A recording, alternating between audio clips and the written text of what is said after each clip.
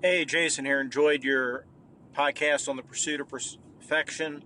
And if we are playing the games we love with the people we love, or at least people we like, and the purpose there is to share that quality time together, then really that perfect game should always be the next game, right? We should be striving to continually improve and do better and seek those challenges to. And that doesn't necessarily mean we have to do gimmicks or things to up our game per se, but hopefully that next game will be even better, right? Even even more enjoyable as we get more used to each other and used to the tropes and settle in even further into the story and the characters. So, thank you for that podcast.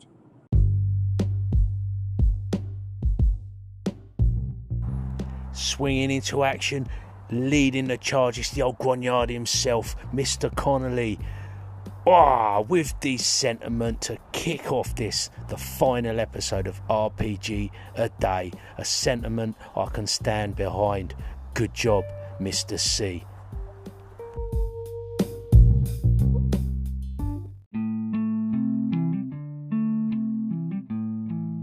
(28) Roll 1d6 plus 1. Tag that many friends with your favourite RPG cover art. When it comes to D&D cover art, it's hard to choose a favourite. I would have to say Redbox Basic, the Jeff Easley Red Dragon and the Warrior guy face to face tackling that Red Dragon. I mean, it's on the front of their Art and Arcana book, which is a lovely book, and there's so many great images and lovely content in there. I liked all of the covers from the Beckme series, Basic and Expert being my favourite. We're spoilt for choice. In AD&D there were some great covers as well. I always liked the DMG with the Dungeon Master opening the doors. In line with the RPG A Day requirements, day 28, I've tagged my buddies in our WhatsApp group the Mensa Basic front cover, but I do want to make a couple of extra honourable mentions, and the first is the Error Lotus Basic cover. I thought that's great fun, amazing colours. It's a bit trippy, kind of weird, but it's so evocative. It holds a very dear place in my heart. And also Rise of Tiamat front cover from 5th edition. I thought done a great job of making Tiamat look truly fearsome. There's a small character, a kind of silhouette, a shadowy character in the foreground of that image. Tiamat just looks absolutely terrifying and ferocious beyond all belief in that image. I actually like a few of the 5e covers. I do quite like the Player's Handbook as well. But I could chat about this stuff forever. To avoid rambling on any further, I'll draw it to a close right there. And after all that, I still forgot to mention Fighting Fantasy cover art. I better not get started on that. Hey Colin, Jason here. Just finished 487. Biff sounds like a great character. Glad to hear you recap him and that you're having fun playing him. And yeah, Hankering's great. Great advice in ICRPG. Great YouTube videos. He's a positive force in the hobby. And I'm glad he's there. I really am. Okay. Keep up the great work. Question 29. Who would you like to see take part in RPG A Day? I would totally love to see Hank of Runehammer take part in RPG A Day, and at least a couple of people have mentioned him, and I would second that nomination. In my last recording I mentioned his recaps on YouTube, and I find him such a positive force. Jason mentions it. Other folks who watch him are the same. But I'm not going to make him my choice. My choice is going to be, I would have liked to have heard from a few more of the anchorites. We had a late entry from Rob, down in a heap. I sent a message to him with a personal message to him, but I just wanted to thank him for taking part. I thought his contribution made the whole thing a little bit richer, and I would echo that to anybody else who wanted to jump in. This is a niche hobby, and the more folks that kind of chip in and add their voices to the mix, the richer it becomes. And I love that, and that's what I like about Anchor. I like people chipping in and hearing all those different voices. I look at the analytics every now and then, and I see there's listeners all over the world, and so many people that I've never heard from. I would love to hear from a few more. Apparently only 89% of my audience now are identifying as guys and males. I'd love to hear from some of those other folk. Or Germany has come up the ranks in the listeners. I think they're third or fourth on my list now. I think they might be third, actually. Who's listening in Germany? Maybe Barney. Yeah, Canada's fallen down the table. Sweden's come up. I mean, this is just fascinating stuff. Who are all these people out there listening to Old Spike Pit? That's what I'd love to know. And I'd also love for that dude with a disc cutter to give it a rest, man. Hey, Colin, this is Jim Tripp. I enjoyed the episode with a bunch of call-ins as much as your regular episodes. One of the callers that I really did like had asked a question about, or threw forth some suggestions about having a rotating leader, which I really liked. What I've been experimenting with different ways of getting players to be leaders is, rotating. I haven't tried that. Sounds great. One of them that I've been using recently has been asking at the beginning of the session, like, who here knows about constellations? And then if somebody steps forward and says, oh yeah, my character has a background in that, that kind of indicates to me, the DM, that they want to kind of lead this episode. So then I'll ask them, okay, there's a shooting star that passed through this constellation. What does that mean? And then that, again, just kind of a way at the beginning of the session to see, get a gauge of who's interested in being a leader that week. And then I'll start to just kind of defer to them. And if nobody steps forward, I'll just have an NPC. Well, I would like to welcome new voice Jim there, a first-time caller. Always a pleasure to hear from someone new, as well as our regular old buddies. Unfortunately, Jim got caught out by the 1 minute anchor cut-off, and I don't know, didn't call in to finish off his thought. Maybe he was a little bit put off by being so abruptly truncated. A hazard of anchor. We've all done it. I still get cut off to this day, and it's a bit of a nuisance at times. And Jim was picking up on some call-ins. Actually, Jason had left a message, and Che Webster of Roleplay Rescue had called in. I put out a call-in bonanza episode that I've been sitting on for almost a year, believe it or not. And talking about this idea of, we touched on callers, and then also how players in groups have often adopt roles. So this is roles outside of their character. These are actual player roles.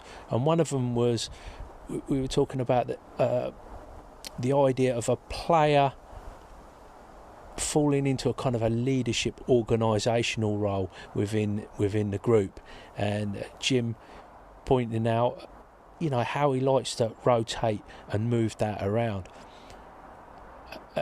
and tie it into the plot. So it's kind of almost lining up character and player and the narrative. So, yeah, I mean, once again, we talk about RPGs all the time. There's such a richness there, so much to talk about. And I think that the more you talk about it, the deeper you get, and you realise how you're really only just scratching the surface. I've been playing like since 81 or roundabouts 80, 81, somewhere around there. That is a long time. You know, the more I know, the more there is to know. And I guess that's always the case with everything.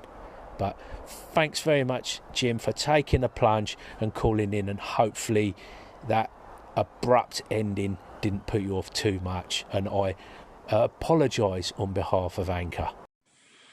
Hey, Colin, thank you for episode 486. Really enjoyed hearing the talk of the shared world. I think that's something that is very doable that we don't see done enough. I think it's an interesting concept, and I think it can definitely help with a group. You know, when you do rotate GMs, you can keep that forever campaign going. You know, that continuing world going, and I think it really helps buy-in if you're playing the same game, you know, in the same setting, just slightly differently, you know, different areas or whatnot. So, yeah, very cool. So there you go. It's official. The nerd himself, the Nerdmeister Jason, has said it's very cool to have a shared world. So, if you agree, call in with your experience and your tales of shared worlds. GMing in a shared world. It definitely gives you the chance to sort of share the burden of GMing. It can be a burden at times. Not always a burden, of course. Sometimes it's a pure joy. And we should consider ourselves lucky to be in that GMing throne. As we lord it over the minions. Is it Clash of the Titans where the gods pick up their little figurines and all that? I feel like that's Clash of the Titans. Anyway, I digress. So yeah, if you've got tales of the shared world, and I don't know how common it is. I've definitely heard about it. Like I say, I've done it. I did it when I was younger. Myself and DM Ricky currently sharing our setting. But is Jason right? Should there be more of it? Should there be more of it? Or is it way too quirky for you? You know what to do. Give us a call. Let us know. Thanks for the call in, Jason, or thanks for all those call-ins. Question 30. What should RPG A Day do for its 10th anniversary next year? I've got a really simple and brief answer to this question, and I've heard it direct from the horse's mouth. Anthony has said that it's quite possible that they will put their heads together, himself and Dave, come up with questions with prompts combined in the question. Now, this is only my third time doing it, probably second time full on, and I reckon that's a great idea. So that would be what I would vote for, given the choice. Nothing more to say. But I look forward to it, and I'm sure they'll come up with something awesome.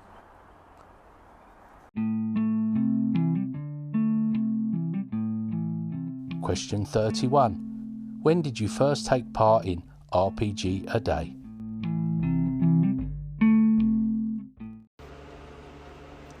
Hey Colin, it's BJ. Been enjoying your RPG A Day episodes. Keep up the good work. I like hearing what you have to say, so I'll talk to you later. Thank you kindly, BJ, and I'm glad you've enjoyed it. I've had a blast this year. RPG A Day 2022. It's my third effort. I want to thank everybody who's taken part and helped out the show. People like BJ and all the other callers. We've had new voices, old buddies. I'm not going to list everybody because I will miss someone out, and I don't want to do that. If you've called in, you know who you are. It's mostly my regulars, a bunch of folk from the pit crew and the likes. Also, BJ's got a bit more to do. He's taking it full circle, and then after that, the man I want to thank probably a little bit more. I think he deserves extra special thanks for all his hard effort in calling into people that are taking part and engaging with it all, and that's Anthony, aka the Rune Slinger. Him and his buddy Mr. Chapman put this thing together. We've talked about next year being their 10th anniversary. I wish them all the best of luck with that, and offer my heartfelt thanks again. And last but not least, big thanks to you, the listener, for taking a bit of time out of your day to listen to Old Spike Pit. I'll leave you in the capable hands of the Arcane Alienist and the Rune Slinger to close it out. Take care, and I'll catch you later.